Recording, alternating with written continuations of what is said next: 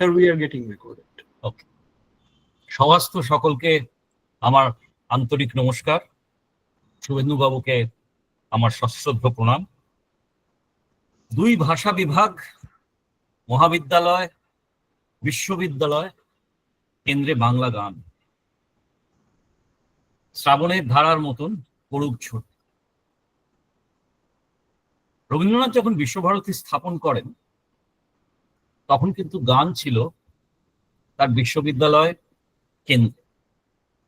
মাটির গানকে এবং বিশেষ করে লালনের গানকে সামাজিক প্রেক্ষিতে ফেলে নতুনভাবে ভাবতে শিখিয়েছিলেন রবীন্দ্রনাথ এবং নতুনভাবে প্রয়োগ করতে শিখিয়েছিলেন। আবার বিশ্বের গানকেও বাংলার দরবারে নিয়ে এসেছিলেন, বাংলার গানকে বিশ্বের দরবারে নিয়ে গিয়েছেন। এই প্রবাহমানতার মধ্যেই বাংলা গানের বিচরণ এবং সেখানেই তার বিবর্তনের ধারা। এই বিবর্তনের ধারা আজ আমাদের কাছে তুলে ধরবেন বিশিষ্ট সঙ্গীত শিল্পী, সঙ্গীত কর্মী শ্রী শুভেন্দু মাইতি মহাশয়। আমি আপনাদের এবং শুভেন্দুবাবুর বক্তব্যের মধ্যে আর আসতে চাই না, কারণ আমরা একটু পিছিয়ে চলেছি সময়ের থেকে। আমি শুভেন্দুবাবুকে অনুরোধ করব তার বক্তব্য তিনি আমাদের শুনিয়ে আমাদের ঋদ্ধ করবেন। তার বক্তব্যের বিষয় বাংলা গানের বিবর্তনের ধারা, একটি সামাজিক সাংস্কৃতিক দৃষ্টিকোণ। এরপর যদি সময় থাকে তাহলে হয়তো কয়েকটি প্রশ্ন আমরা নিতে চেষ্টা করব, আর যদি সময় না থাকে তাহলে কিছু প্রশ্ন আমাদের মনে থেকে যাবে। আমরা ভবিষ্যতে শুভেন্দুবাবুর সঙ্গে নিশ্চয়ই কোনো না কোনো মঞ্চে আবার এই প্রশ্নগুলিকে ভাবব। শুভেন্দুবাবু, আপনি যদি দয়া করে শুরু করেন। আচ্ছা, আহ্বায়ক সংস্থা এবং যারা অত্যন্ত আগ্রহের সাথে এই অনুষ্ঠানে অংশগ্রহণ করেছেন তাদের প্রত্যেককে শুভেচ্ছা জানাই। আলোচনার বিষয়টা এত বিস্তৃত, কোথা থেকে শুরু করব সেটার ভাবতে গিয়ে আমি কালকে রাত্রে প্রায় ঘুমোতে পারিনি। কোথায় শুরু করব, কোথায় শেষ করব। প্রখ্যাত বাঙালি ইংরেজ নীরজ সি চৌধুরী তিনি আক্ষেপের সাথে একটি শব্দ উচ্চারণ করেছেন, একটি বাক্য, সেটা হলো বাঙালির কোনো ইতিহাস আজও রচিত হয় নাই। শুধু বাঙালির না, বাংলা গানেরও কোনো ইতিহাস আজ পর্যন্ত লেখা হয়ে ওঠেনি। সামগ্রিক ইতিহাস কিছুটা কাজ শ্রদ্ধেয় সুধীর চক্রবর্তী করেছিলেন এবং তার একটি বিখ্যাত বই আছে বাংলা গানের 50 বছর এই নামে। এবং আমি সমস্ত বইটি পড়ার পর আমারও মনে হয়েছে এটি একটি খণ্ডিত ইতিহাস। সুধীরদা বিশাল মাপের মানুষ, তার বহু কাজকর্ম চিরন্তন হয়ে থাকবে। এই কাজটা সম্পর্কে আমি বলবো নিষ্ঠার সাথে করেছেন, কিন্তু আমি আবার বলছি অত্যন্ত দৃঢ়তার সাথে যে এটি একটি খণ্ডিত ইতিহাস, পূর্ণ ইতিহাস এইভাবে লেখা হয় না। এবং বাংলা গানের কথা বলতে গেলে কোথা থেকে শুরু করবো? আমি যদি চর্যাপদ থেকে শুরু করি তাহলে একটা দিন পুরো চলে যাবে। কাজে আমাকে সংক্ষেপ করতে হবে কোথা থেকে শুরু করব বাংলা গানের কথাটা। আচ্ছা, বাংলা এবং মূলত আজকে দেখুন আমরা আধুনিক গান বাংলা গান যে শব্দগুলো উচ্চারণ করছি, এই বাংলা আধুনিক গান এই শব্দটি প্রথম HMV একটি রেকর্ডে লেখা হয়। সেই রেকর্ডটি ছিল একটি রবীন্দ্রনাথের গান, গেয়েছিলেন দ্বিজেন্দ্র চৌধুরী। গানটি ছিল কেন যামিনী না যেতে জাগালে না, বেলা হলো মরি লাজে। এই গানটিতে প্রথম বাংলা আধুনিক গান, কথা ও সুর রবীন্দ্রনাথ ঠাকুর, শিল্পী কণ্ঠশিল্পী দ্বিজেন্দ্র চৌধুরী। এই প্রথম আধুনিক গান শব্দটি লেখা হলো। এই আধুনিক যে কোনো একটি সময়কে আমরা ধরি না কেন, তার একটা লেজামুড়ো থাকে, লেজামুড়ো তার একটা অতীত থাকে, একটা ভবিষ্যৎ থাকে। একটা সময়কে ধরে আমরা আলোচনাটা শুরু করি। প্রথমে লেজার দিকে যাই, অতীতের দিকে যাই। যে বাংলা গানের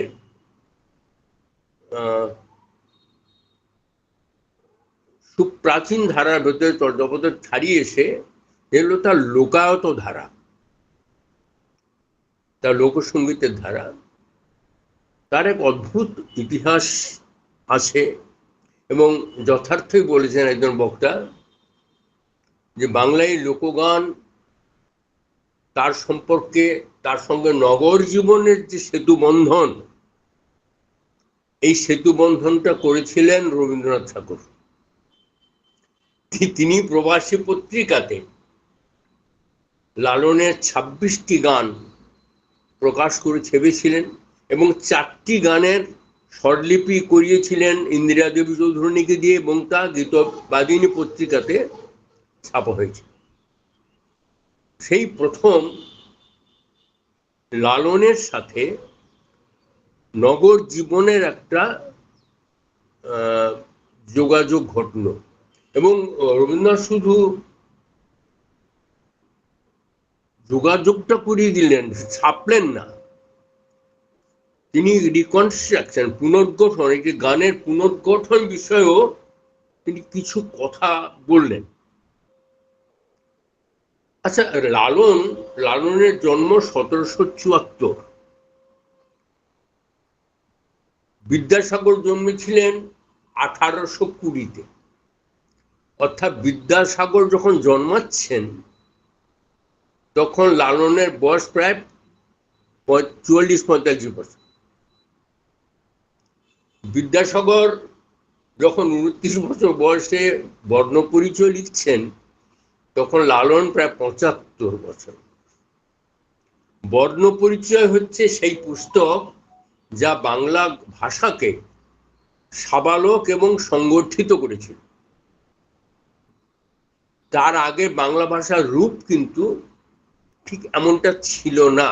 তাহলে লালন যখন পূর্ণ গগনে যখন গান লিখছেন তখন বাংলার যে রূপ ছিল আর যে রূপে আমরা এখন বাংলা গানকে ছাপার অক্ষরে পাই, লালনের গানটা আজ পর্যন্ত প্রায় 4000 গান লালনের ছাপার অক্ষরে বেরিয়েছে। বিভিন্ন সংগ্রাহক, প্রায় 9 জন সংগ্রাহক, বাংলাদেশ, পশ্চিমবাংলা এবং ত্রিপুরা, এই 3 রাজ্যের 3 অঞ্চলের প্রায় 9 জন সংগ্রাহক বই ছেপেছেন। এবং সেই বইয়ের ভেতরে প্রচুর শব্দ বিভ্রান্তি আছে একই গানের। কেননা যারা এই বইগুলি রচনা করেছেন বা সংগ্রহ করেছেন গানগুলি, তারা কেউ কিন্তু গায়ক নয়। আমি কি এমনকি তাদের ঠিক সকলকে গবেষকও না বলে তাদের সংগ্রাহক বলি। তারা যে যে শিল্পীর কণ্ঠে, গায়কদের কণ্ঠে পদগুলি শুনেছেন, যেমন ভাবে শুনেছেন সেইভাবেই তারা ছেপেছেন। ফলে একই গান বহু শব্দ বিভ্রান্তির ভেতর ঘোরাফেরা করেছে। সুরের ক্ষেত্রেও কখনো এই আমাদের অনেকের একটা ধারণা আছে লোকায়ত গান সম্পর্কে যে এই সুরটা ঠিক হলো না, ঠিক মানে মূল যে সুর সে সুরটা হলো না। এটা সুরটা কখনো থাকে না, অন্তত লোকসঙ্গীতের ক্ষেত্রে তো থাকেই না। ধরুন লালনকেই ধরে দিবেন, লালনের গান কুষ্টিয়াতে জন্মগ্রহণ করেছে তার গান, তারপর 7টা পয়েন্ট দিয়ে পশ্চিমবাংলায় ঢুকেছে, উত্তরবঙ্গে গাইবান্ধা দিয়ে ওখান দিয়ে ঢুকেছে জলপাইগুড়ি জেলা হয়ে, দিনাজপুর জেলা দিয়ে ঢুকেছে, মালদহ জেলা দিয়ে ঢুকেছে, দক্ষিণ দিনাজপুর উত্তর দিনাজপুর, নদিয়া এবং উত্তর 24 পরগনা, এই বিভিন্ন পর্বতের লালনে গান ঢুকছে। এই গানগুলো ঢুকতে ঢুকতে একটি অঞ্চল যখন একটি গান অতিক্রম করতে করতে লক্ষ কণ্ঠে গীত হতে হতে যখন রাঢ়ে পৌঁছে যাচ্ছে, তখন সে কখনো অবিকৃত থাকে? রবীন্দ্রনাথের তো দিনু ঠাকুর ছিলেন, যা সুর উচ্চারণ করতেন লিখে রাখতেন।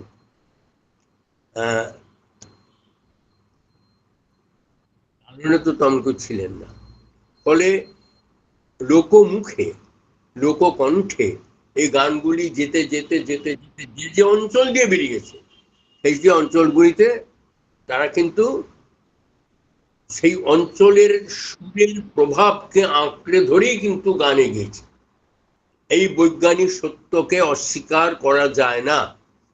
গানের কিছু ক্ষতি হয় না, গানের দু একটি শব্দ আঞ্চলিক, আসলে এটা হয় না কখনো। একটি গান যে অঞ্চলে জন্মগ্রহণ, আমাদের পশ্চিমবাংলাকে এই যে তিনটে অঞ্চলে ভাগ করি, উত্তরবঙ্গ, রাঢ়বঙ্গ এবং মধ্যবঙ্গ, এই তিনটে অঞ্চলে যে প্রাচীন জনগোষ্ঠী বাস করতো, উত্তরবঙ্গে যারা থাকতো তারা মূলত মঙ্গোলাইট, তাদের সংস্কৃতি। যারা রাঢ়বঙ্গে থাকে তারা ছিল প্রো অস্ট্রোলাইট।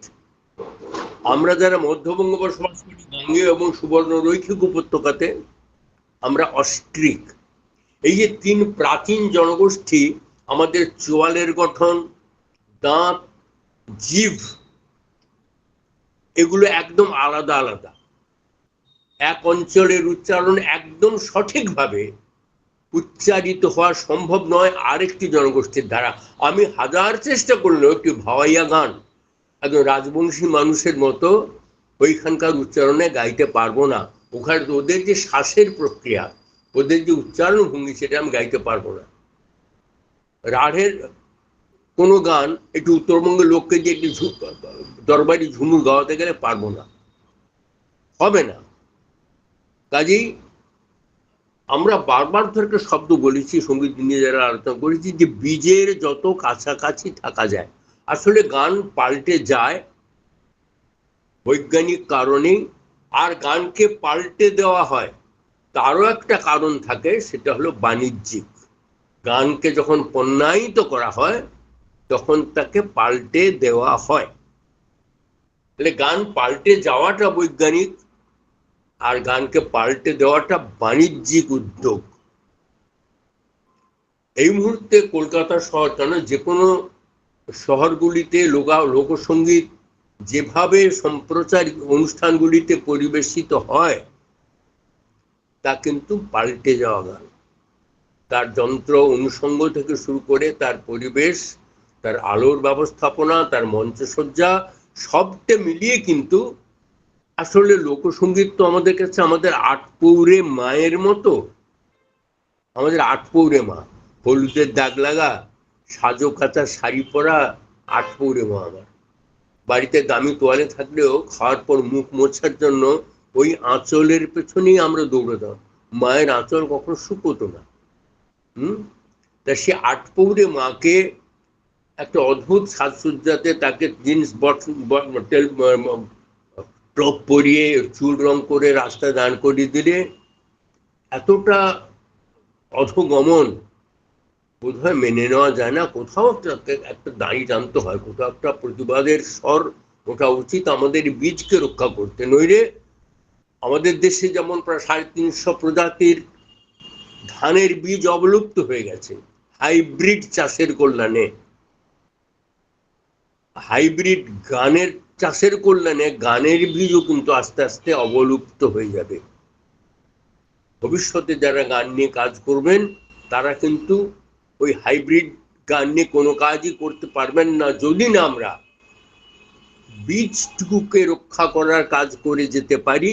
এবং এই কাজটুকু একান্তই নাগরিক দায়, এটা লোকশিল্পীদের দায় নয়।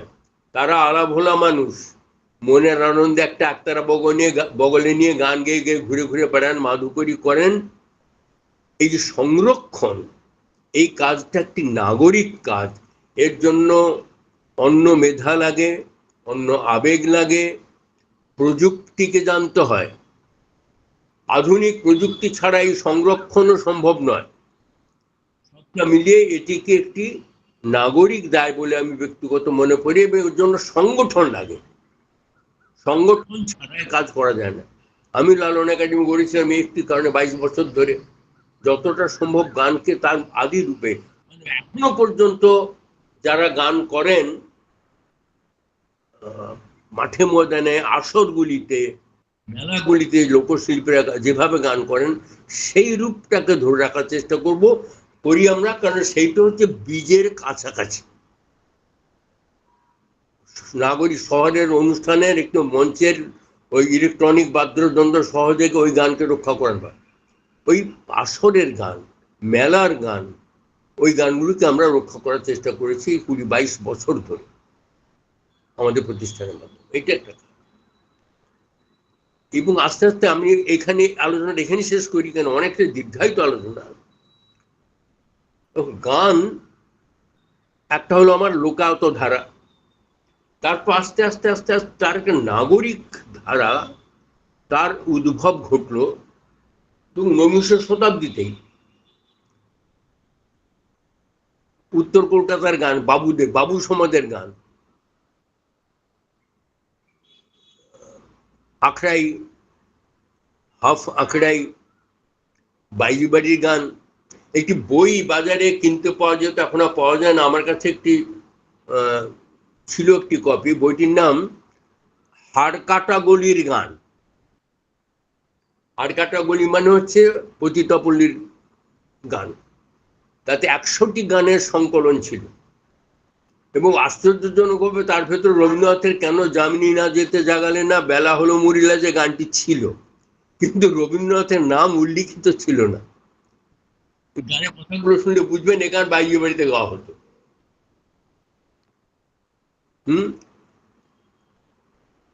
তারপর বাংলা আস্তে আস্তে তার যে নাগরিক ধারাটা, আমি একবারে উল্লম্ফন দিয়ে সেখানে আমরা 5 জন মানুষের নাম, তখনও পর্যন্ত তাদের নাগরিক ধারাটা যখন আস্তে আস্তে আসছে, এবং সেটা তা এলো কিন্তু রবীন্দ্রনাথের হাত ধরে। এবং পশ্চিমবাংলা ছাড়া ভারতবর্ষের অন্য কোন রাজ্যে, আমাদের পার্শ্ববর্তী পড়শি রাজ্যগুলোতে, উড়িষ্যা বলুন, আসাম বলুন, বিহার বলুন, ঝাড়খণ্ড বলুন, এখানে আধুনিক বা গান বা মডার্ন গান এই ধরনের কোনো সব গান কিন্তু খুঁজে পাবেন না।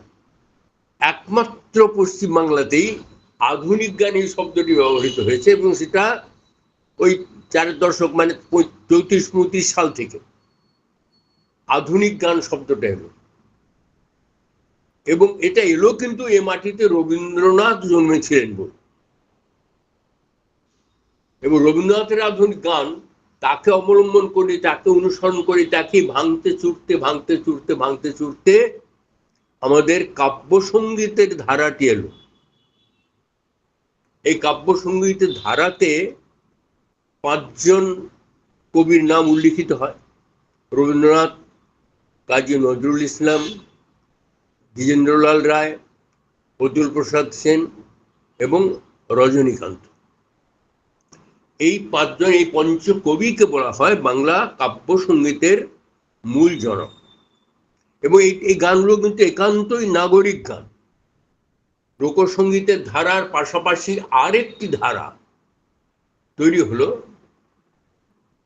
তার নাগরিক গানের ধারা অনুসারে বাংলার কাব্য সঙ্গীত। সেই সময় আরেকটি ধারা জন্ম নিচ্ছে একটু, একই সঙ্গে দুটি ধারার। এটা হচ্ছে দ্বিতীয় বিশ্বযুদ্ধকালে।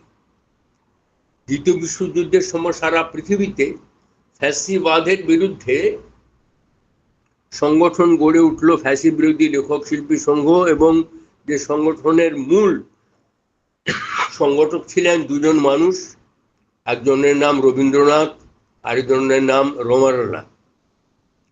তাদের উদ্যোগে মূলত আন্তর্জাতিকভাবে ফ্যাসি বিরোধী লেখক শিল্পী সংঘের জন্ম হয়। সেখান থেকে প্রগতি লেখক সংঘ ভারতবর্ষে সংগঠিত হলো এবং সেখান থেকে 1943 সালে ভারতীয় গণনাট্য সংঘের জন্ম। আরেকটি ধারায় যে গান আস্তে আস্তে আস্তে আস্তে আন্দোলন জাত, গণ আন্দোলনের থেকে উঠে আসা একটি সঙ্গীত ধারা এলো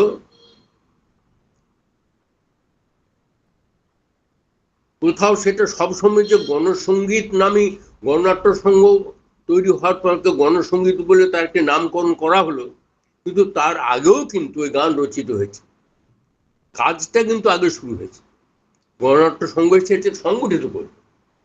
এবং সব থেকে আশ্চর্য ব্যাপার যেটা সেটা হলো এই যে দ্বিতীয় বিশ্বযুদ্ধ, ফ্যাসি বিরোধী লেখক শিল্পী সংঘ, ভারতবর্ষ মাটিতে গণনাট্য সংঘের উত্থান, এর পাশাপাশি আরেকটা গীতধারা পশ্চিমবাংলার মাটিতে এলো, সেটা হলো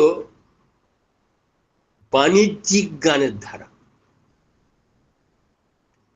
এতক্ষণ পর্যন্ত এই পঞ্চকবির গান পর্যন্ত কিন্তু যারা গান রচনা করেছেন তারা কে শুনবেন, কে গান বিক্রি করবেন, কে রেকর্ড করবেন, এসব কিচ্ছু ভাবনা থেকে নয়, আপন সৃষ্টি সুখের উল্লাসে তারা গান রচনা করেছেন, নিজেই গিয়েছেন, যিনি লিখেছেন তিনি শুরু করেছেন, তিনিই গিয়েছেন।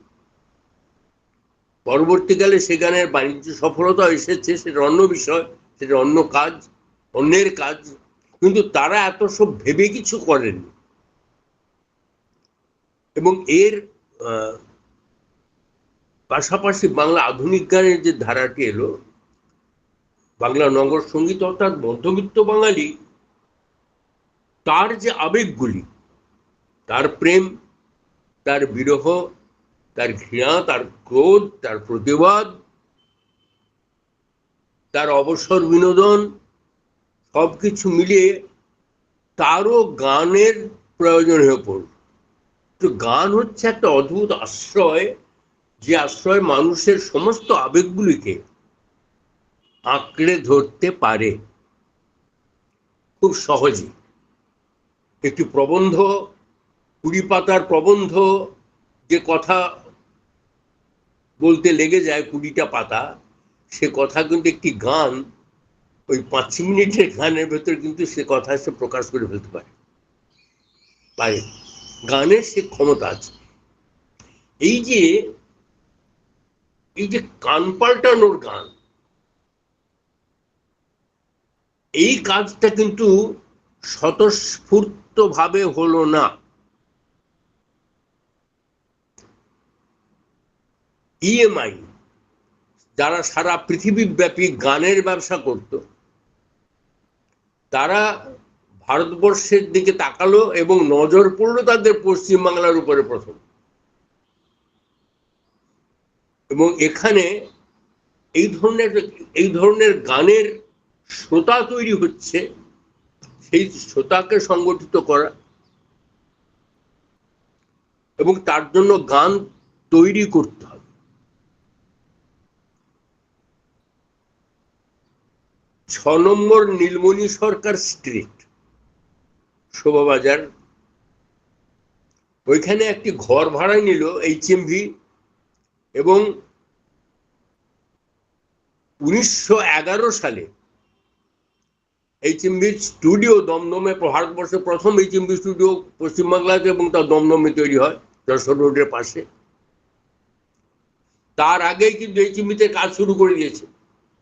HMV-র প্রথম বাণিজ্য সফল রেকর্ড যেটা, সেটা হলো 1907 সালে প্রকাশিত হয়, সেটা হচ্ছে লালচাঁদ বড়ালের গাওয়া অনুগত জনে কেন দিলে এত প্রবঞ্চনা, নিধুবাবুর গান, একটি গান।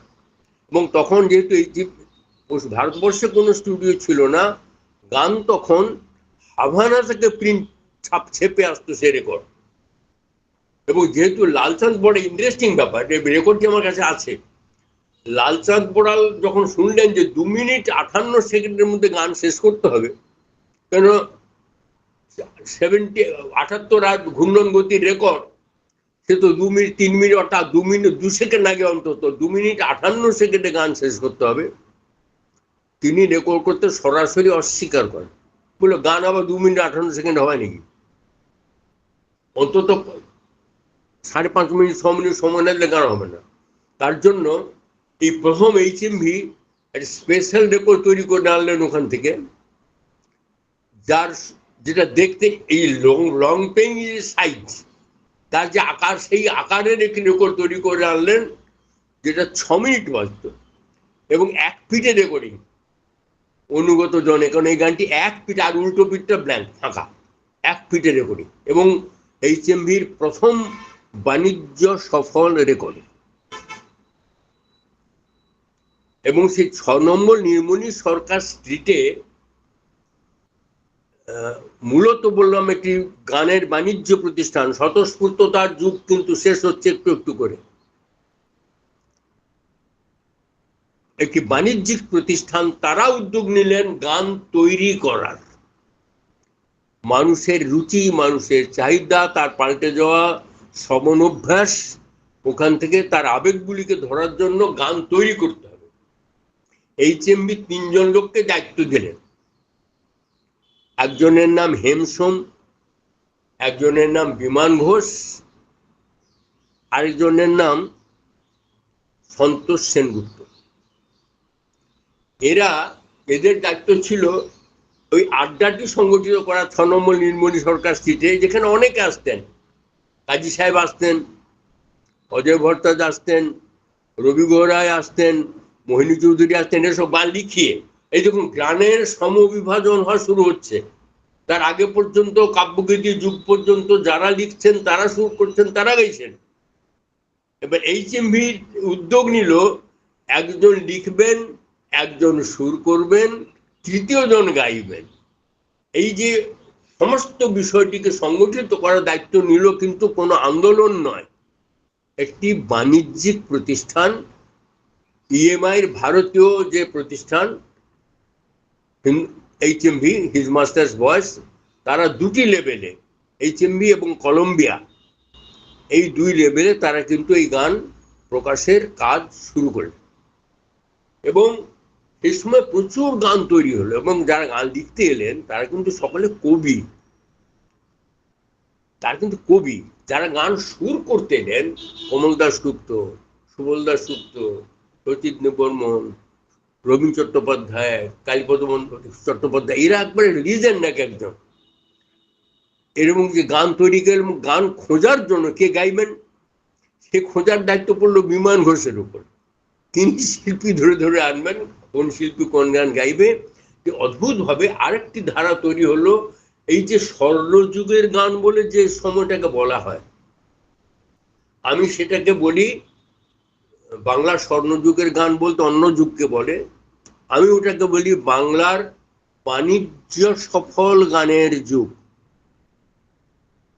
একদম স্বর্ণযুগ বলতে অন্য যুগ, সে কথা যদি ভবিষ্যতে কখনো সুযোগ পাই বলবো স্বর্ণযুগ কাকে বলে। সে প্রায় 350 বছরের একটা পরিক্রমা বাংলা গানের, এবং তার লোকায়ত ক্ষেত্রে, এটা পরে কোনো সময় আলোচনা করা যাবে। এই একটা ধারা তৈরি হলো, পাশাপাশি আর একটা ধারা তৈরি হলো চিত্রগীতি। তখন সবাক চলচ্চিত্র আসছে, তখন কিন্তু প্লেব্যাক চালু হয়নি, শিল্পীরা নিজেরা গাইতেন, KL সাগর, কানন দেবী, এরা সকণ্ঠে সব গান গাইতেন, নায়ক নায়িকারা, প্লেব্যাক সিস্টেম আসেনি। এবং সেগুলোই রেখে একটা বাণিজ্যিক সম্ভাবনা তৈরি হলো, সেটা ছায়াছবির প্রচারের জন্য আগেই বেরিয়ে যেত রেকর্ড, ছায়াছবির প্রচারের জন্য। মজাটা যেটা হলো আমি বলি, সেটা হলো 1942-43 সাল, এই সময় বাংলা যেই নাগরিক সঙ্গীত, অর্থাৎ ওই যে বাংলা গানের যে নাগরিক ধারা অর্থাৎ বাণিজ্যিক ধারা, সে ধারাও অদ্ভুতভাবে একটা অন্যরকম প্রভাব তার ভেতরে অজান্তেই পড়তে শুরু করলো। এই সময়টা ভাবুন, দ্বিতীয় বিশ্বযুদ্ধোত্তর কাল, সারা পৃথিবী বিধ্বস্ত, গণনাট্য সঙ্গের জন্ম হয়েছে। বাংলা আধুনিক গানেও একটি ব্রিটিশ কর্পোরেট কোম্পানি HMV, আমি দুটো গানের একটু একটু মুখ শোনাই, কিভাবে বাংলা আধুনিক নাগরিক সঙ্গীত এবং HMV দ্বারা প্রকাশিত যে গান, সে গানে 1946 সালে দুটো গান বেরোচ্ছে। একটি গানের সঞ্চারী গাই, বছরের নিঠুর শাসনে ভরা যে পাষাণ বেদি, নতুন প্রাণের পুরো জাগে ভারী অন্তর ভেদি, 200 বছরের নিঠুর শাসনে ভরা যে পাষাণ বেদি, নতুন প্রাণের পুরো জাগে ভারী অন্তর ভেদি,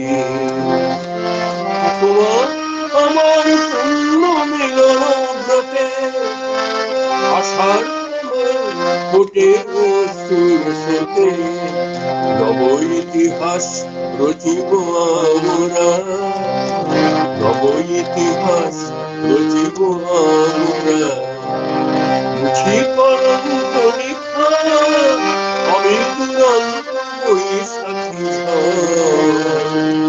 তুমি যে বন্ধি শেখা মরণের ভালে দেখে যাই মোরা, মরণের ভালে দেখে যাই মোরা, জীবনের জয়নিকা আমি দুরন্ত বৈশাখী, তুমি যে বন্ধি শেখা। দেখুন, একদম গণ আন্দোলনের তীব্র ছাপ, সুস্পষ্ট ছাপ এসে পড়ছে বাংলা আধুনিক গানে। আরেকটি গানের শেষ শোনাই, এই গানটি সত্য চৌধুরীর লেখা, সুবলদাস গুপ্তের সুর করা। এই যে গানটি গাইলাম, এটা জগন মিত্রের কণ্ঠে গাওয়া ছিল, এবং এটা মণি চৌধুরীর লেখা গান ছিল। এটা এই গানটি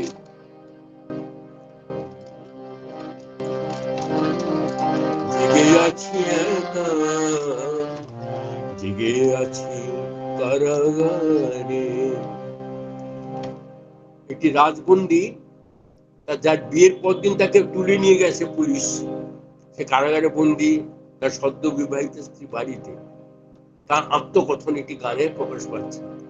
কুয়াশায় ঘেরা নবমীর চাঁদ থাকিছে অন্ধকারে, জেগে আছি একা, জেগে আছি কারাগারে,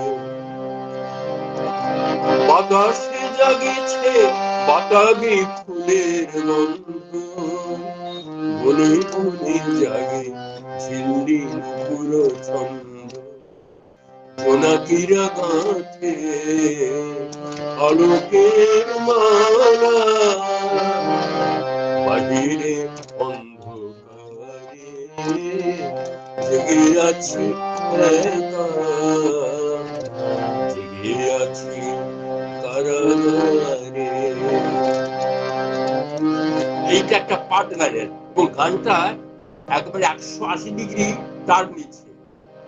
তুমিও কি প্রিয়া রয়েছো জাগিয়া, শূন্য শয়ন তলে সারা পৃথিবীর বেদনা, বেদনা ঝরিছে তোমার নয়ন জলে, পরাধীন দেশে প্রেম চির অভিশপ্ত, মুক্তির পথে কত বাধা কত রক্ত, মহামিলনে স্বপ্ন আমার ভেঙে যায় বারে বারে, জেগে আছি একা, আছি কারাগারে। দেখো, একেবারেই ব্রিটিশ সাম্রাজ্যবাদের বিরুদ্ধে গান, এবং এ গানটি প্রকাশিত হলো কোন সালে? স্বাধীনতার 1 বছর আগে 1946 সালে এই দুটি গান প্রকাশ করলো একটি ব্রিটিশ কর্পোরেটেড কোম্পানি। এই মজার ইতিহাসটা বাংলা, এই যে মজাটা, যে সময় কিভাবে, মানে বাঘ যেভাবে শিকার ধরে, গান ও সময়কে সেইভাবে আঁকড়ে ধরে কখনো কখনো, সেইভাবে কিন্তু আঁকড়ে ধরলো। এরকম অনেক গান, প্রচুর গান। যাদের জীবন ভরা শুধু আঁখি জল, আমি যে তাদেরই দলে। যাদের জীবন ভরা শুধু আঁখি জল, আমি যে তাদের দলে। হ্যাঁ, প্রেমের গান। তাহলে নরনারীর প্রেমের সেতু হিসাবে কেবল ফুল, চাঁদ, তারা, প্রকৃতি না, কেবল আমি তোমাকে ভালোবাসি, তুমি আমাকে ভালো, তুমি যে আমার, ওগো তুমি যে আমার, না। মানুষ, মানুষ সেতু বন্ধন করছে, মানুষের আন্দোলন সেতু বন্ধন করছে একটি নরনারীর প্রেমের সেতু হিসাবে। বাংলা গানের এই অপূর্ব ইতিহাস, এটি ইতিহাস লিখতে হবে। এই ইতিহাস আজও অলিখিত, এটাকে লেখার দরকার। বাংলা চিত্রগীতির ক্ষেত্রে বললাম, প্রচুর প্রচুর গান যা অত্যন্ত জনপ্রিয় হয়েছে এবং প্রচুর বাণিজ্য দিয়েছে এই চেম্বিকে। এবং এই ফিল্মি গান বা চিত্রগীতির থেকে কিন্তু বম্বে ইন্ডাস্ট্রিতে, বোম্বেতে আবার স্টুডিও করতে হলো এই চেম্বিকে। সেখানকার, কারণ কলকাতা থেকে শুরু হলেও চলচ্চিত্র শিল্পটা অনেক বেশি দানা বাঁধলো কিন্তু বোম্বেতে। কেন, তার একটা সর্বভারতীয় বাজার তৈরি করা, আঞ্চলিক ভাষা নয়, এই সর্বভারতীয় কোনো আন্তর্জাতিক বাজার তৈরি করারও সম্ভাবনা সেখানে দেখা দিচ্ছিল। সেখান থেকে কিন্তু অনেক বড় বড় শিল্পীরা বেরোলেন, এবং সেটা অন্য বিষয়, অন্য যুগ, কিন্তু শুরুটা কিন্তু হয়েছিল কিন্তু কলকাতা থেকে এবং বাংলা গান, তার সূচনা। এইভাবে যখনই দেখা গেছে যে এইচএমভি তো রেকর্ড তৈরি করবে, সেই রেকর্ড মানুষের কাছে মানুষ জানবে কি করে? না, আকাশবাণীর সাথে এইচএমভির চুক্তি হলো। আকাশবাণী এইচএমভির গান বাজাবে। অনেকগুলি অনুষ্ঠান হতো তখন, গীতাঞ্জলি, অনুরোধের আসর, হ্যাঁ, সান্ধ্য গানের আসর, অনেকগুলি আসর হতো, যেখানে এইচএমভি প্রকাশিত গানগুলি আকাশবাণী বাজাতো। আর রেডিওই ছিল তখন মানুষের একমাত্র মাধ্যম, প্রচার মাধ্যম, এবং সে গান মানুষ শুনতো। এবং 4,500 ডিলার এইচএমভি তৈরি করেছিল বাংলা, ঝাড়খণ্ড এবং বিহার, তৎকালীন বিহারের যে বাঙালি অধ্যুষিত এলাকা, ত্রিপুরা এবং বাংলাদেশ, এই মিলে প্রায় 4,500 ডিলারের ভেতর দিয়ে সেই গান পৌঁছে যেত মানুষের দরবারে। এই একটা মজার ব্যাপার। তখন এইচএমভি যে প্রথম স্লোগান তার গান বিক্রি করার, যে স্লোগানটি হলো, সুখী গৃহকোণ, শোভে গ্রামোফোন। এই স্লোগানটা লিখে দিয়েছিলেন রবীন্দ্রনাথ। রবীন্দ্রনাথ স্লোগান লিখতেন তো, জবাব শুনতে বিজ্ঞাপন লিখেছেন, হ্যাঁ, জলযোগের বিজ্ঞাপন লিখেছেন, হ্যাঁ। এই যে সুখী গৃহ, তার পক্ষে সম্ভব, সুখী গৃহকোণ, শোভে গ্রামোফোন। তাহলে সেই সময় একটি সুখী গৃহকোণ মানে একটা ড্রয়িং রুম ছিল, যার কোণে গ্রামোফোনটা থাকবে, রেকর্ড থাকবে, তার মানে উচ্চবিত্ত মানুষ, বড়লোক, রাজা, জমিদার, উচ্চবিত্ত মানুষকে টার্গেট করি, তারাই ছিল কিন্তু টার্গেটেড কাস্টমার। তাদের জন্য গান তৈরি করা, এবং তাদের জন্য বিজ্ঞাপন তৈরি করা হলো। পরবর্তীকালে এবং অদ্ভুত একটা বিষয় দেখা গেছে যে যখন প্রযুক্তিগত পরিবর্তন এসছে, বাংলা গানে একটা খরা এসছে। এই যে 84 সাল পর্যন্ত এইচএমভি রেকর্ড তৈরি করে, তার আগে 75-76 পর্যন্ত কিন্তু এইচএমভি প্রচুর সফল গান তৈরি করেছে। তারপর একটা খরা যেতে শুরু করলো, সেই খরার ফলে এইচএমভি রেকর্ড তৈরি করা বন্ধ করে দিল 84 সালে। এই যে প্রযুক্তিগত পরিবর্তন হচ্ছে, ইতিমধ্যে গুলশন কুমার বম্বেতে ঢুকে পড়েছে ক্যাসেট নিয়ে এবং এইচএমভির গানগুলোই কপি করেছে, বাজারে বিক্রি করছে পাইরেসি করে, প্রচুর ব্যবসা করছে। এবং টি সিরিজের ব্যবসা মূল দাঁড়িয়ে গেল কিন্তু ওই তার মূলধনের উপরে, যে এইচএমভির গান কপি করে বিক্রি করার উপর। এইচএমভি তার ক্যাসেট ইউনিট পরিকল্পনা করলো তার 3 বছর পরে, 87 সালে। এবার এইচএমভি তো ক্যাসেট তৈরি করলো, কিন্তু অল ইন্ডিয়া রেডিও তারা কিন্তু তাদের যে প্রযুক্তিগত পরিবর্তন তার সঙ্গে তাল মেলাতে পারলো না। সরকারি কাজ তো একটু ঢিলে চলে। ফলে এই যে ট্রানজিশন, এই যে সন্ধিক্ষণটুকু, যে ক্যাসেট ঢুকছে, রেকর্ড বাতিল হয়ে গেছে, এই যে প্রায় 3-4 বছর যত ভালো ভালো গান বেরোলো, সেগুলো কিন্তু শ্রোতার দরবারে সেভাবে গিয়ে পৌঁছলো না।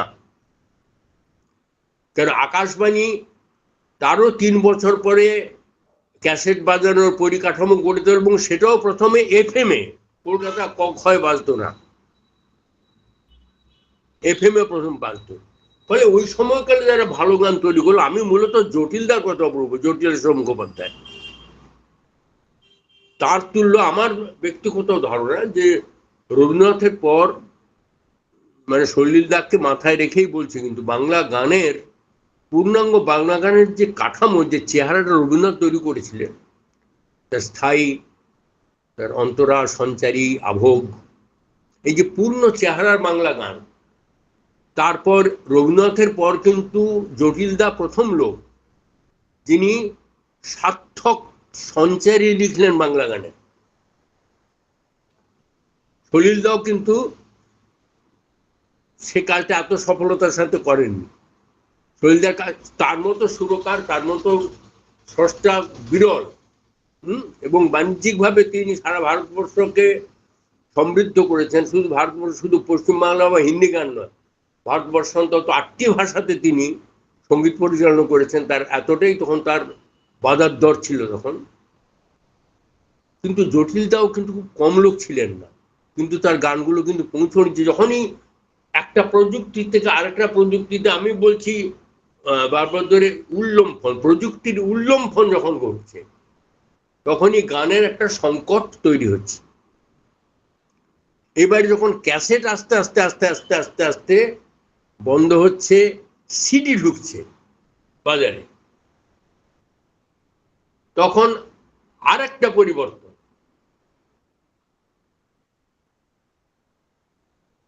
তখন বাংলা গান আরেকবার ধাক্কা খেল। সেটা 90 প্রথমের দিকে, 90, 91, 92, 93 সময়টা। তখন বাংলা গান এই 86, 87, 88 সাল থেকে না প্রায় তৈরি করা বন্ধ হয়ে গেছে, প্রায় শুনতে পাওয়া যায় না। এবং পাড়ার জলসাগুলোতে হিন্দি গানের দাপট। আমি তখন হলদিয়াতে থাকি, খুব মনোকষ্টে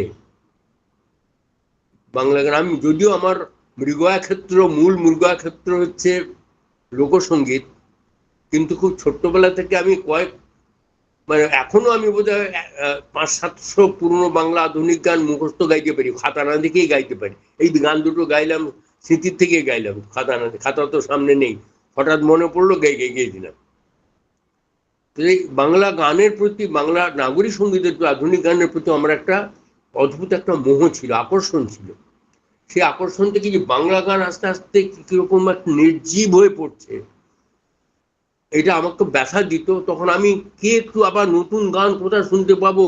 এই পুরনো গান লোকে শুনতে চাইছে না, আবার সেই রিমেক, নতুন স্রোত না এলে, নতুন জীবন না এলে, কখনো একটা নদী স্রোতস্বিনী থাকতে পারে না, সে মজে যায়, নতুন স্রোত চাই। আমি যখন এইভাবে পাগলের মতো খুঁজছি, তখন আমার এক বন্ধু, তার নাম ঝর্ণা দাশগুপ্তা, সে আমাকে হলদিয়াতে একদিন আসে আমার বাড়িতে, এসে আমাকে বলে যে তুমি তো নতুন গান খুঁজে বেড়াচ্ছ। আমি একটি ছেলের গান শুনেছি, এটা হচ্ছে 91 সাল। আমি একটি ছেলে গান শুনেছি, খালি একটা গিটার হাতে নিয়ে ও যাদবপুর ইউনিভার্সিটির ভেতরে গাইছিল একা। তার না অদ্ভুত গান, অন্যরকম। তুমি যদি শুনতে পাও, ও মানে পদবিটাও বলতে পারেনি, বলছে নাম তার সুমন, খালি সুমন, টাইটেলও বলতে পারিনি। তারপর ঝর্ণার ওই কথা শোনার পর আমি প্রায় 6 মাস খড়ের গাদাতে সূচ খোঁজার মতো সুমন নামক একজন গায়ককে খুঁজতে বারবার কলকাতা ছুটে এসেছি। কোথায় থাকে সে, কেউ খবর দিতে পারছে না। অবশেষে 91 সালে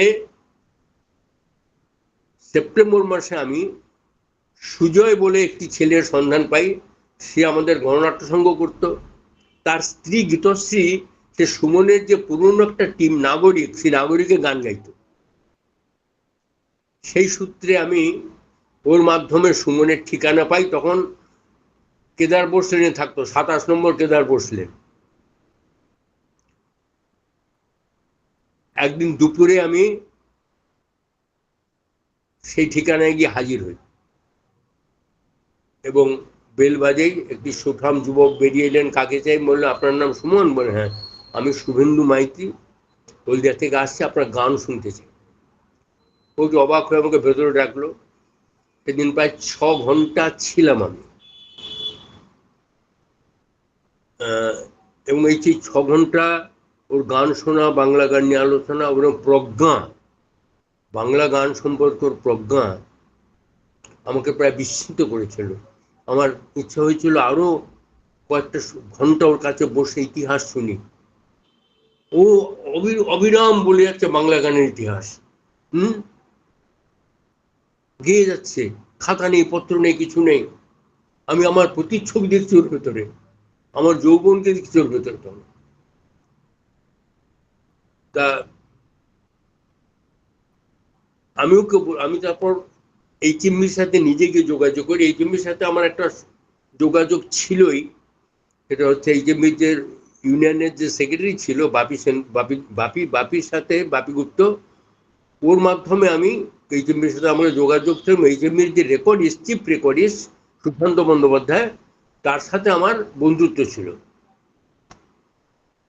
আমি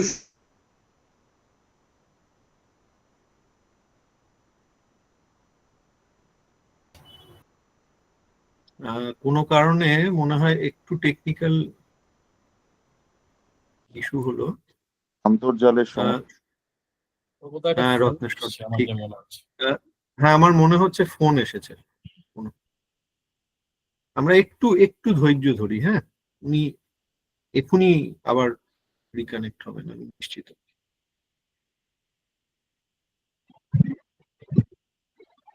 আশা করি শুভেন্দুদার কথা শুনতে শুনতে আমাদের চিন্তার, ভালোবাসার যে স্মৃতিগুলো আবার উস্কে উঠছে, সেগুলো রেস ধরে আমরা শুভেন্দুদার আবার যুক্ত হওয়ার জন্য একটু অপেক্ষা করতে পারবো। এই বিষয়টা তো আমাদের কারোর হাতে নেই।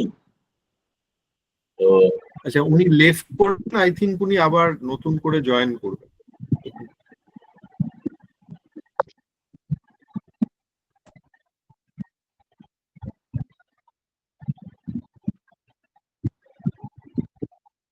হয়ে গেছেন উনি। হ্যাঁ হ্যাঁ, রত্নেশ্বর দা বেরিয়ে গেছেন, বাট যে কোনো মুহূর্তে ঢুকবেন আমি আশা রাখি। আমিও করুন। অনেক রাতে আমেরিকা থেকে আমাদের সাথে যুক্ত হয়েছে রত্নেশ্বর বাবু, ধন্যবাদ। শুভেন্দু বাবু, অমিত স্যার, শুভেন্দু বাবু ঢুকে পড়েছেন, উনি আনমিউট করতে হবে, এইটা ওনাকে একটু ফোন করতে হবে। স্যার আমি বলবো? এই যে চলে এসছেন, চলে এসছেন শুভেন্দু স্যার, আপনি একবার একটু কথা বলুন। হ্যাঁ বলুন। হ্যাঁ এই যে চলে এসছেন আপনি আবার। হ্যাঁ প্লিজ কন্টিনিউ করুন, আমরা অধীর আগ্রহে। আসুন। কোথায় কি বলছিলাম, আমার তো আবার খেই হারিয়ে গেল। ও হ্যাঁ, সুমনের কথা। হ্যাঁ, এবার ফোন নিচ্ছে তো? ঘন্টা আপনাকে একদম একদম একদম, প্লিজ কন্টিনিউ। এবারে আমি সোমনাথ চট্টোপাধ্যায় বলে এইচএমবির একজন অফিসার ছিলেন, তার সাথে কথা বলি এবং সুশান্ত ব্যানার্জির সাথে কথা বলি যে তোমরা তো দীর্ঘদিন কোনো নতুন শিল্পীকে আনতে পারোনি। তার আগে প্রায় 8 বছর এইচএমবি কেউ নতুন শিল্পী আনতে পারেনি, একদম বাণিজ্য সফল, যে বাণিজ্য দেবে তাদের। এবং তৎকালীন এইচএমবি আরেকজন খুব বড় অফিসার রবি কি ছিল, তিনি বিখ্যাত সঙ্গীত শিল্পী, রবিদার সাথেও আমি কথা বলি এবং তারা রাজি হন যে সুমনের গানটা শুনতে।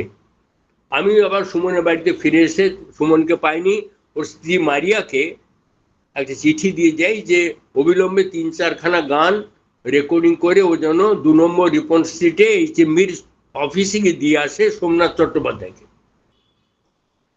দিয়ে আসে। তারপর অনেক টানা টানির পর অনেক প্রতিকূলতা, অনেক প্রতিরোধেরও সামনে পড়তে হয়েছিল এইচএমবির অন্যান্য কর্মকর্তাদের কাছ থেকে। শেষ পর্যন্ত রবি কিচলুর হস্তক্ষেপে সুমনের গান রেকর্ডের দিন স্থির হয় এবং সেটা 92 সালের জানুয়ারি মাস, শীতের সময় একদিনের জন্য এইচএমবি স্টুডিও দেয়। সুমন যখন তার গান রেকর্ডিং শুরু করলেন তখন প্রায় 12টা বাজে। একটু একটু একটু একটু করে এইচএমবির রেকর্ডিং রুমে ভিড় বাড়তে থাকে। সব বড় বড় অফিসাররা আস্তে আস্তে স্টুডিওর ওই রেকর্ডিং রুম সেখানে ভিড় করেন এবং বিস্ময়ের সাথে দেখেন একজন গান গাইছে, একজন। এবং তখন এইচএমবি স্টুডিওর ভেতরে কোনো টেলিফোন ছিল না, টেলিফোন করার জন্য গেটে আসতে হতো। সেদিন মারিয়া মানে সুমনের স্ত্রী অসুস্থ ছিল, ওর অ্যাপেন্ডিসাইটিসের ব্যথা উঠেছিল, তা সত্ত্বেও সুমনকে তুলে এনে আসতে বাধ্য হয়েছিলাম এবং আমার এক অনুজ অরূপ বলে তাকে দায়িত্ব দিয়েছিলাম, ওই জন্য মারিয়ার কাছে থাকে। পিজি হাসপাতালে আমি কথা বলে রেখে এসেছিলাম, কোনো প্রয়োজন হলে ও যেন পিজিতে ভর্তি করে দেয় মারিয়াকে। আর একটা গান শেষ হচ্ছে আর আমি গিয়ে টেলিফোন করে খোঁজ নিচ্ছি মারিয়া কেমন আছে। সুমনকে গিয়ে বলছে মারিয়া ঠিক আছে, সুমন ক্যারি অন, এগো, গান গাইতে থাকো। এইভাবে রাত্রি 2:30টার সময় রেকর্ডিংয়ের কাজ শেষ হয়। 13টা গান রেকর্ডিং হয় একদিনে। রাত্রি 2:30টার সময় সুমন বাড়ি ফিরে যায়। আমি এইচএমবি গেটের বাইরে দাঁড়িয়ে থাকি। 4:30টার সময় প্রথম বাস আসবে, উঠে চেপে আমি ধর্মতলা হয়ে হলদিয়া আসবো। তারপর বাংলা গানের ক্ষেত্রে যা ঘটলো সেটা একটা ইতিহাসের মতো। 92 সালের ফেব্রুয়ারি মাসে তোমাকে চাই ক্যাসেটটি বেরোনোর পর বিজ্ঞাপন ছাড়াই 2 মাসের মধ্যে প্রায় 1.5 লক্ষ ক্যাসেট বিক্রি হয়ে যায়। বাংলা গানের ইতিহাসে, বাংলা গানের বাণিজ্যিক ইতিহাসে যা একটা অদ্ভুত ঘটনা হয়ে থেকে যাবে চিরকাল। তারপর এখন আবার নতুন করে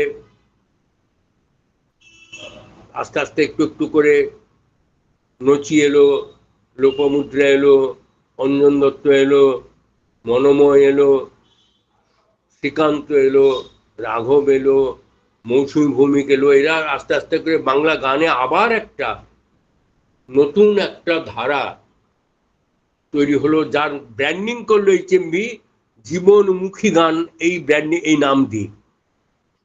যদিও নাম, এই ব্র্যান্ডিং এর সাথে ওটাও তাদের বাণিজ্যিক উদ্যোগ, বাণিজ্যিক কৌশল। আমি কখনোই এই নামটার পক্ষে ছিলাম না।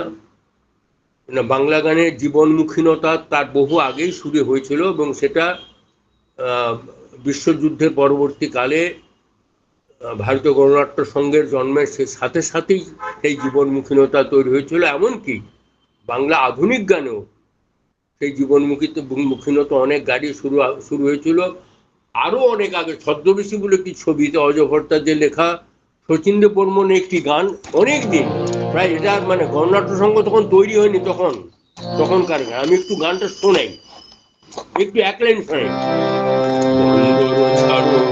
যাত্রীরা সবে জোয়ারে এসেছে আজ, ময়ূর পঙ্খী ডুবে গেল ভাই ভাঙা জাহাজের কাজ।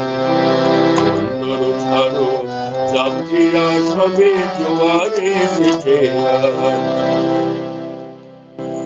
এই যে গানটি, বেলোয়ারি ঘরে ফাঁসির ফানুস, রঙিন ফানুস, তোরা নোস ভাই, তোরা যে মানুষ, বুকের গভীরে লুকায় রয়েছে শত ইন্দ্রের বাজ, জোয়ার এসেছে আজ।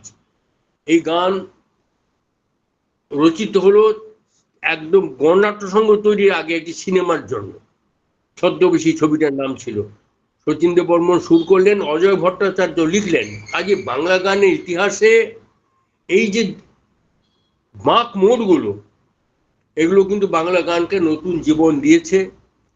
এই সময়কালে বাংলা গান আবার একটু নতুন করে অন্য সংকটে পড়েছে। তার কারণও কিন্তু প্রযুক্তি। এখন আর সিডিও নেই, এখন সবকিছু মহাশূন্যে দেয়া নেয়া, হাতে আর কিন্তু তুমি কিচ্ছু পাবে না। আগে রেকর্ড পেতাম, তারপর ক্যাসেট পেতাম, তারপর সিডি পেতাম, এখন সবটাই মহাশূন্যে দেয়া নেয়া, আর কিছু হাতে পাওয়া যায় না। এই যুগ শুরু হয়েছে। আর একটা সংকট বাংলা গানের সামনে এসেছে। আমার আশা, আমার এখনো মনে করি 80 বছর বয়সে দাঁড়িয়েও আজ আমি মনে করি আবার একটা নতুন সময় আসবে বাংলা গানের। আবার নতুন ছেলেপুলের, আবার তার একটা আভাসও পাচ্ছি। নতুন নতুন ছেলেরা তারা কিন্তু নতুন নতুন গান তৈরি করছে। আমি অন্তত 2-3টে নাম এক্ষুনি বলতে পারি। মৈনাক, সুপান্থ, সৈকত, এরা কিন্তু চমৎকার চমৎকার গান কিন্তু তৈরি করছে। এবং আমার ধারণা যে বাংলা গান মানে দূর ভবিষ্যতে না, অদূর ভবিষ্যতেই আবার একটা উজ্জ্বলতার মুখ দেখবে। অন্তত আমি যে বছর আসি তার ভেতরই এটা দেখে যেতে চাই, দেখে যাওয়ার চেষ্টা করবো। সেটা দেখার জন্য এখনো যদি আমার কিছু করার ক্ষমতা থাকে, শরীর দেয়, মন দেয়, কারণ আগের মতো এত দৌড়দৌড়ি আর করতে পারি না। 80 বছর বয়সে 2-3বার আমি অত্যন্ত গুরুতরভাবে অসুস্থ হয়েছিলাম, প্রায় মৃত্যু মুখ থেকে ফিরেছি। তবুও বলছি, বাংলা গানকে আবার নতুন করে সঞ্জীবিত করার জন্য আমাকে যদি আবার কিছু করতে হয়, কিছু আমার করার থাকে, সে পথ আমি আবার খোঁজার চেষ্টা করব। বাংলা গান বেঁচে থাক, গান বেঁচে থাক। আজকেই এমন পৃথিবীতে আমরা বাস করছি, এমন দেশে বাস করছি, এমন পৃথিবীতে বাস করছি, সেখানে একমাত্র ভালো গান মনুষ্য সমাজকে বাঁচাতে পারে এই অনিবার্য ধ্বংসের হাত থেকে। কাজেই গান বাঁচুক, নতুন গান আসার পরিবেশ তৈরি হোক। বাঙালি প্রতিদিন গানের শ্রোতা হিসাবে অধোমুখী হচ্ছে ক্রমশ, এটা আমার ব্যক্তিগত ধারণা। ভালো শ্রোতার সংখ্যা কমছে।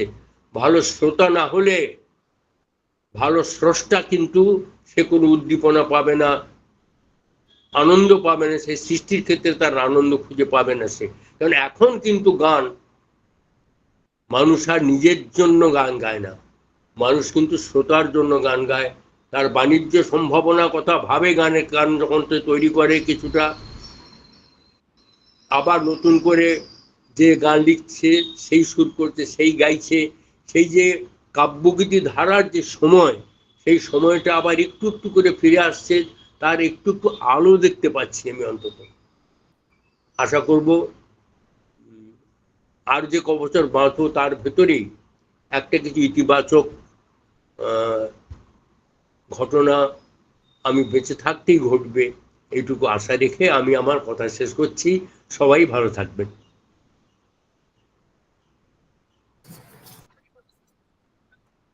শুভেন্দুবাবুকে অসংখ্য ধন্যবাদ। ধন্যবাদ আয়োজকদের, যারা আমাদের সুযোগ করে দিলেন এই অসাধারণ একটি বক্তব্য শোনার এবং বাংলা গানের এই ইতিহাসের পথে যাত্রা করার। শুভেন্দুবাবু শুরু করেছিলেন লোকায়ত গানের, বাংলা গানের লোকায়ত ধারা নিয়ে, এবং আমার খুব চমৎকার লাগলো যেভাবে উনি বললেন গান পাল্টে যায় কিভাবে, যেটি একটি বৈজ্ঞানিক প্রক্রিয়া, এবং গানকে কিভাবে পাল্টে দেওয়া হয়, যেটি পণ্যায়ন। এবং তারপরে আমরা শুনলাম বাংলা গানের নাগরিক ধারার কথা, আমরা শুনলাম দ্বিতীয় বিশ্বযুদ্ধে বাংলা গানের পরিবর্তনের কথা আমরা শুনলাম, ভারতীয় গণনাট্য সংঘের ফলে গণ আন্দোলনের সঙ্গীতের ধারার কথা, এবং তারপরে এলো বাণিজ্যিক গানের ধারা, মধ্যবিত্ত জীবনের গান, অবসর বিনোদনের গান, এবং ইএমআই এর এবং এইচএমভির যে যাত্রার কথা উনি বললেন, এবং অসাধারণ চমৎকার অ্যানেকডোটাল যে ভঙ্গিতে বললেন, তাতে আমরা সকলেই আমাদের নানান দিক খুলে গেছে। আরো ভালো লেগেছে যখন উনি বললেন সুমন চট্টোপাধ্যায়কে প্রায় আবিষ্কারের কথায়, এবং বাংলার আধুনিক গানই বলবো, আধুনিক গানের একটা অন্য অধ্যায়, জীবনমুখী গানকে আমরা আগেই দেখেছি। অর্থাৎ প্রতিবাদের গান, লোকায়ত গান, উন্নয়নের গান, বাংলা গানের যে ধারা পাল্টে পাল্টে গেছে তার কথা যেমন উনি উল্লেখ করেছেন, তেমনি আরেকটি কথা কিন্তু শুভেন্দুবাবু আমাদের বারবার মনে করিয়ে দিয়েছেন, কিভাবে প্রযুক্তির সন্ধিক্ষণে গানের সংকট এসছে এবং পরিবর্তন এসছে।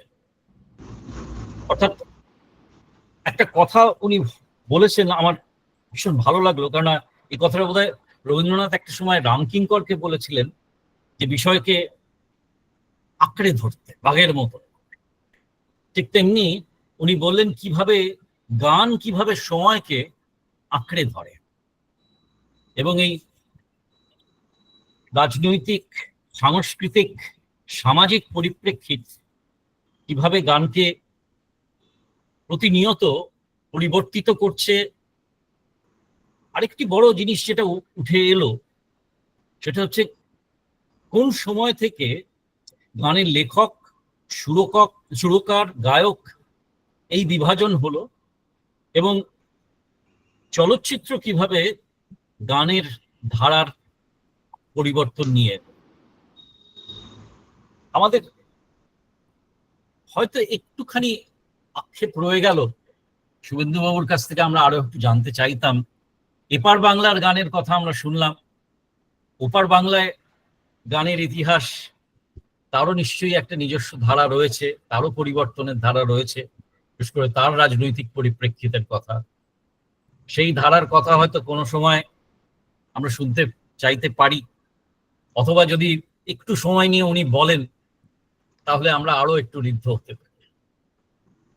বাংলা, ওপার বাংলা, আমি ইচ্ছা করি আমি ব্যাপার আলোচনাটাকে ছড়াতে চাইনি, তবে আমি আজও মনে করি যে বাংলা গান মানে অখণ্ড বাংলা গান। সে গান কিন্তু শুধু পশ্চিমবাংলার গান বলে বলছি না, কিন্তু আমি ওপার বাংলারও আমি বরং উল্টে এখন বলি যে মুক্তিযুদ্ধের পরবর্তী সময়, এখন তো আবার মুক্তিযুদ্ধ ইত্যাদি শব্দগুলো আবার বলা যায় না, 71 সালে পরবর্তী সময়ে বা তারও আগে থেকেই বাংলা, আমি সংস্কৃতির ক্ষেত্রে নাটক, সঙ্গীত, সাহিত্য, এই 3 ক্ষেত্রে বাংলাদেশ কিন্তু আমাদের থেকে অনেক এগিয়ে। এমনকি রবীন্দ্র চর্চা এবং নজরুল চর্চার ক্ষেত্রেও আমি ব্যক্তিগতভাবে মনে করি বাংলাদেশ আমাদের থেকে অনেক বেশি অগ্রগামী।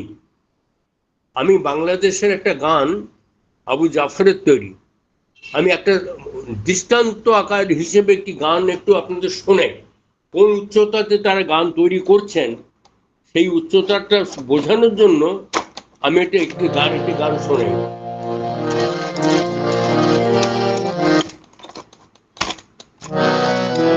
আমরা দেশ, নারী এবং প্রকৃতি, এই 3টি বিষয়কে আলাদা আলাদা করে ভালোবাসার জন্য 3টে গান লিখি।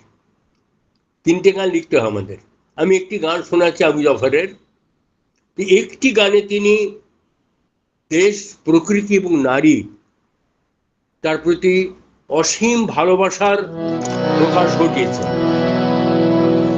এই পদ্মা, এই মেঘনা, এই যমুনা সুরমা নদী তটে পদ্মা, এই মেঘনা, এই যমুনা সুরমা নদী তটে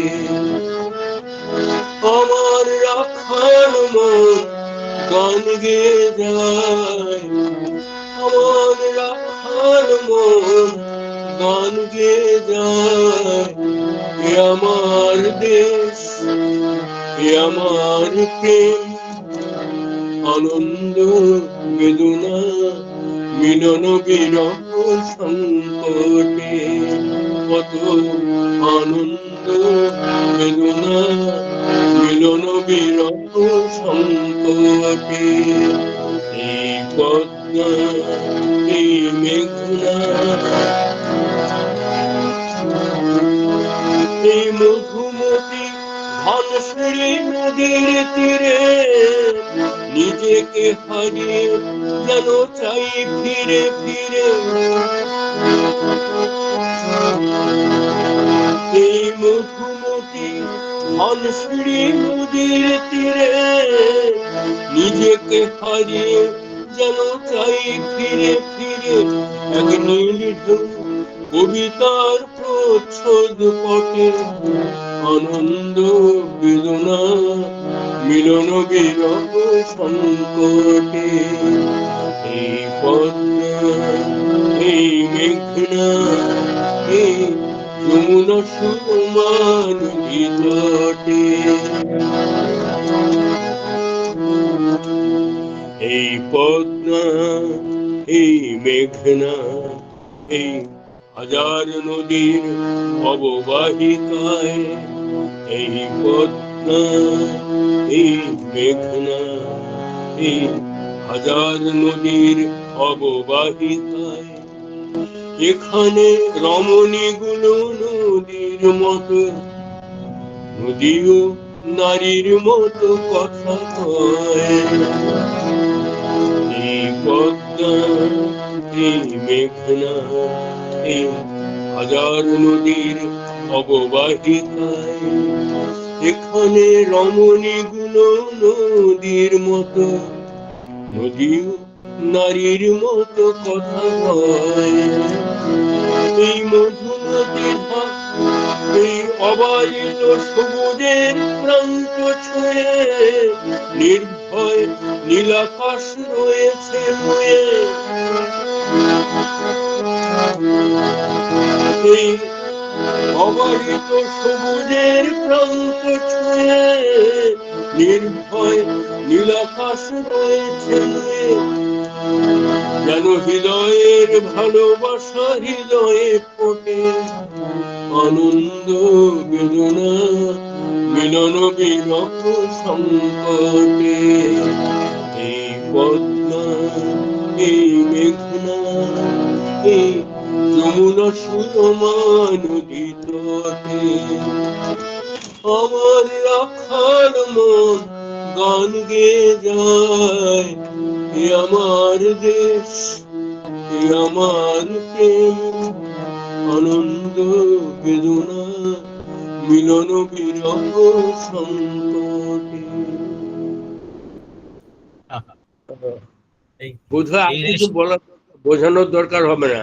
এই গানটা শুনলেই সেখানকার মানুষদের যে বাংলার মানুষের, বাংলাদেশের মানুষের যে সংস্কৃতি বোধ, তাদের সাহিত্য, তাদের সংস্কৃতি এবং তাদের নাটক এবং তাদের লোকসঙ্গীত এবং আঁকড়ে থাকা, এটা আমাদের থেকে, আমরাই পশ্চিমবাংলার মানুষ অনেকখানি অধোগামী এসব ক্ষেত্রে, অনেকটা অধোগামী।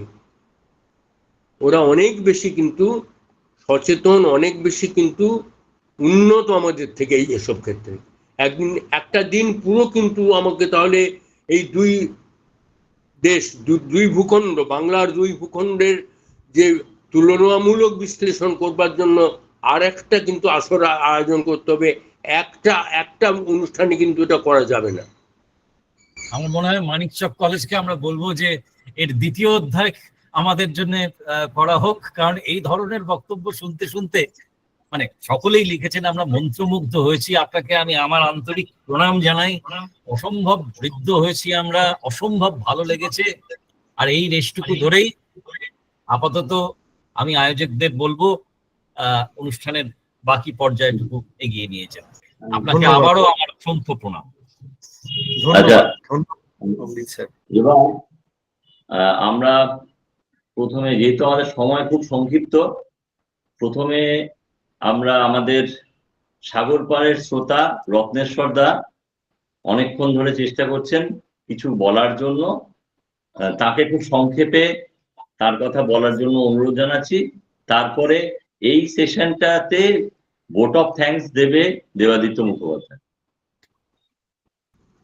আমি একটু বলে দিই, রত্নেশ্বর দা নিজেও একজন মিউজিশিয়ান এবং রত্নেশ্বর দা মাঝরাত পেরিয়ে গেছে, তবুও অনুষ্ঠান থেকে বেরোতে পারছে না। রত্নেশ্বর দা প্লিজ।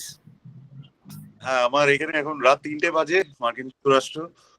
তো আমি আমাকে আমার দেবাদিত্য আমার অনেক ছোট ভাইয়ের মতো, তো ও আমাকে আজকে বললেন যে শুভেন্দু বাবু আসবেন। তো আমি শুভেন্দু বাবুকে অনেক নাম শুনেছি, শুভেন্দু বাবুর গান শুনেছি, কিন্তু শুভেন্দু বাবুর কাছ থেকে বাংলার গানের যে ইতিহাস, এটা আমার আজকে জানতে পেরে খুবই নিজেকে ভাল লাগছে। আমি বাংলা গান খুবই ভালোবাসি, বাংলা গান করতেও ভালোবাসি, বাংলা গান শিখিও, নিজে শিখি। যেহেতু অন্য দেশে থাকি সেই কারণে মানে সেইভাবে শেখা হয় না।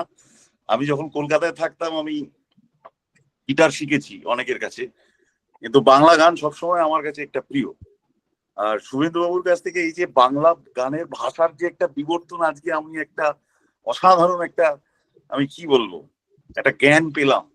এই জ্ঞানটাকে আমি আমার জীবনের শেষ দিন অবধি আমি এটাকে মনে রাখবো। মানে এই ইতিহাস আমি জানতাম না। আমি সত্যি কথা বলছি, শুভেন্দু বাবুকে আমি প্রণাম জানাচ্ছি এই ইতিহাস আমাদের কাছে, সকলের কাছে তুলে ধরার জন্য। মানে আমি হাত জোর করে ওনার কাছে মানে একটা ধন্যবাদ জানাচ্ছি এটার জন্য। আর একটা বাংলা গানের ইতিহাসের কথা বলতে গেলে শুভেন্দু বাবু যেটা বললেন, আমি তো যেহেতু 88 সালে যা আমার জন্ম, তো আমার বেড়ে ওঠা যে মানুষগুলোকে কেন্দ্র করে, গান শোনাকে কেন্দ্র করে, অবশ্যই প্রথমে সুমন চট্টোপাধ্যায়, তারপরে যেটা আমাদের শুভেন্দুবাবু বললেন, সুমন চট্টোপাধ্যায় এসছেন, তারপর নচিকেতা চক্রবর্তী, এবং একজন মাঝখানে এসছেন যে আমার অতীব প্রিয় শিলাজিৎ মজুমদার। ওনার বাংলা গানের ভাষা, যেভাবে উনি বাংলা গান তৈরি করেছেন, সেটা বাংলা গানকে অন্য একটা ডাইমেনশনে নিয়ে গেছে। সেকেন্ড অফ অল, আর একটা জিনিস, জীবনমুখী গানটা না, এটা একটা মানে বড্ড বিতর্কের একটা বিষয়। কেন আমি যতদূর জানি, যতদূর আমি পড়াশোনা করেছি, নচিকেতা চক্রবর্তীর ফার্স্ট অ্যালবাম এই বেশ ভালো আছি, ওই অ্যালবামে উনি এই শব্দটা প্রথম উল্লেখ করেছিলেন, বাংলা জীবনমুখী গান। তারপর থেকেই একটা রেশ উঠে গেল যে এই সমস্ত গানগুলো জীবনমুখী। এবার আমি যদি রবীন্দ্রনাথের গান শুনি, রবীন্দ্রনাথের গানের ভাষাগুলোকে মানে খুব ভালো করে বোঝার চেষ্টা করি, ওগুলোও কিন্তু জীবনমুখী গান ছিল, যদি জীবনমুখীর ডেফিনেশনে আমি যাই।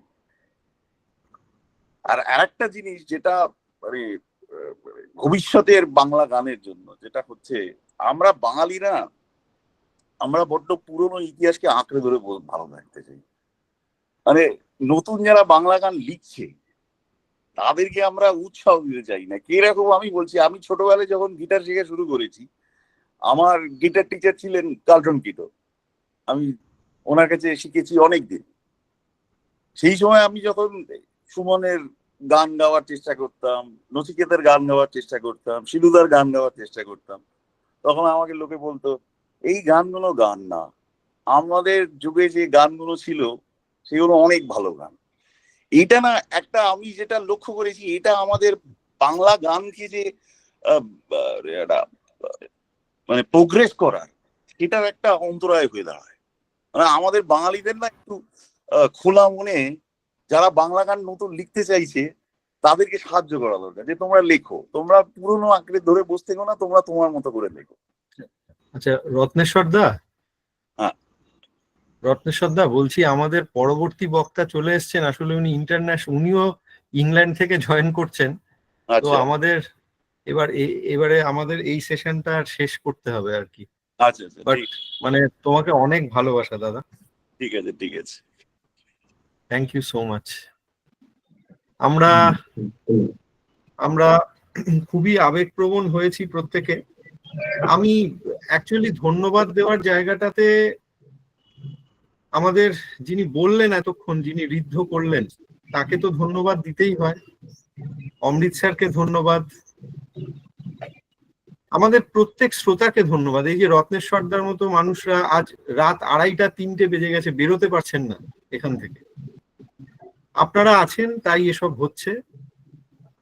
আর আমি ধন্যবাদ জ্ঞাপন, যেহেতু গানের অনুষ্ঠান, আমি গান দিয়েই ধন্যবাদ দেব। এবং শেষে যেহেতু বারবার কোনো অদ্ভুত এক যোগাযোগের ফলে সুমনের নাম বারবার উঠে এসেছে, তাই আমি আমাদের চেয়ারপারসন এবং রিসোর্স পার্সনের অনুমতি নিয়ে সুমনের একটু কম শোনা, হয়তো একটু কম শোনা একটি গান আমি জাস্ট 1 মিনিটের জন্য শেয়ার করে চালিয়ে দেব। এবং আমি একটু বলে রাখি যে আমাদের যে মানুষটি শুভেন্দু বাবুকে আমাদের এই অনুষ্ঠানে যুক্ত করার জন্য সব থেকে বেশি ভূমিকা নিয়েছেন, আমাদের কনভেনারদের একজন প্রফেসর অমিত ভট্টাচার্য, তিনি হয়তো এই গানটা শোনার পরে একটু আবেগপ্রবণ হয়ে পড়বেন। আমি স্যারের কাছে আগেই ক্ষমা চাইবো নাকি, যাই হোক, মানে আমি গানটা বরং চালিয়ে দিই, সেটাই ভালো হবে।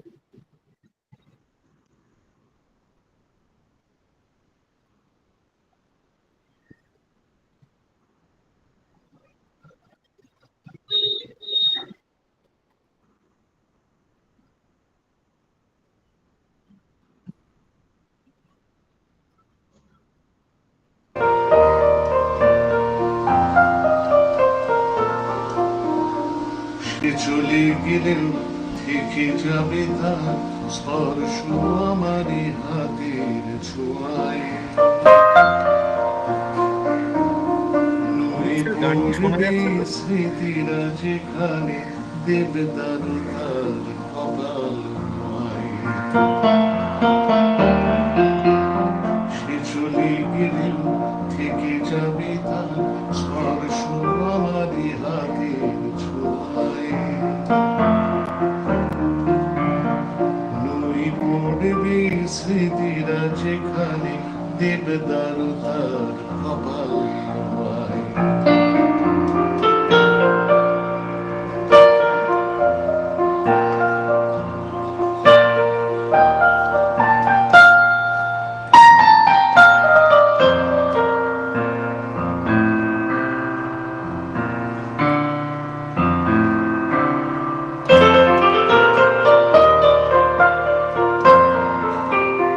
সে চলে গেলেও হঠাৎ শিউলি ফুলের গন্ধে তারি সকাল, সে চলে গেলেও হঠাৎ শিউলি ফুলের গন্ধে তারি সকাল। সামান্য এক স্মরণের টানে সামান্য এক মুহূর্ত হবে অনন্তকাল, স্মরণের টানে সামান্য এক মুহূর্ত হবে অনন্তকাল। সে চলে গেলেও হঠাৎ শিউলি ফুলের গন্ধে তারি সকাল, স্মরণের টানে সামান্য এক মুহূর্ত হবে অনন্তকাল। সে চলে গেলেও থেকে যাবে তার স্পর্শ আমারই হাতের ছোঁয়ায়, পড়বে স্মৃতিরা যেখানে দেবদার তার কপাল নয়।